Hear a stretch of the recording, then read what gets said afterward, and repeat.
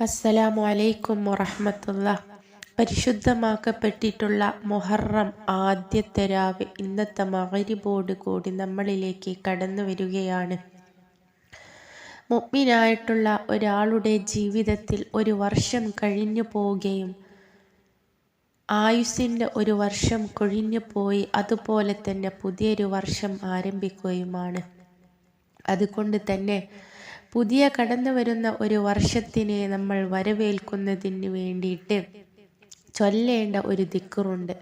3 വട്ടം ഈ ഒരു ദിക്റിനെ നിങ്ങൾ മഗ്‌രിബിൻ്റെ സമയത്ത് എല്ലാവരും ചൊല്ലുക.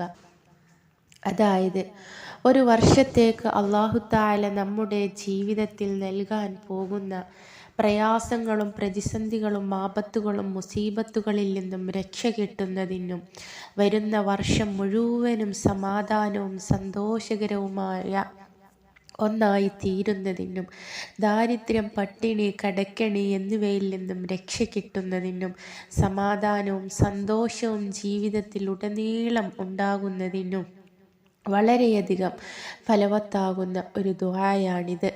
ഈ ഒരു ദുആയിനെ ഇന്നത്തെ മഗ്‌രിബോട് കൂടി 3 വട്ടം നമ്മളെല്ലാവരും ചൊല്ലുക.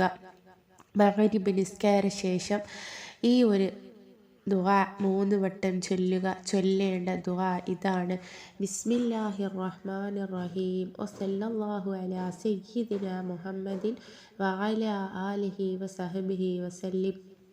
اللهم أنت الأبدي القديم الأول وعلى فضلك العظيم وجودك وكرمك المعول وهذا عام جديد قد أقبل أسألك العصمة فيه من الشيطان وأوليائه والعون على هذه النفس الأمارة بالسوء واستغال بها ബിമാ യുഖർറുബിനി ഇലൈക സുൽഫാ.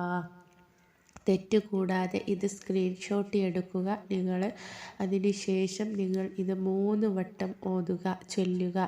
ഇന്നത്തെ മഗ്‌രിബോട് കൂടിയിട്ടാണ് ഇത് ചൊല്ലേണ്ടത്. കാരണം ഇത് മുഹറത്തിൻ്റെ ആദ്യത്തെ രാവാണ്.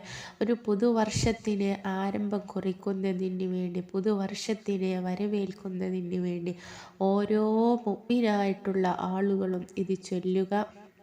ചൊല്ലൽ വലിയ സുന്നത്തുള്ള ഒന്നാണ്.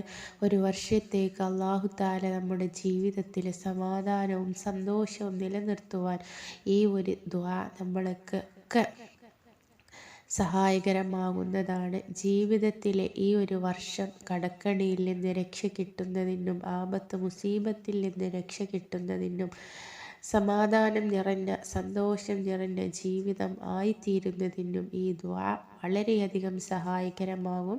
ഇൻഷാ അല്ലാഹ് എല്ലാവരും ഇത് ഓതുക. അതുപോലെ 113 വട്ടം ബിസ്മില്ലാഹിർ റഹ്മാനിർ റഹീം എന്ന് എഴുതേണ്ട സമയം കൂടെയാണ്.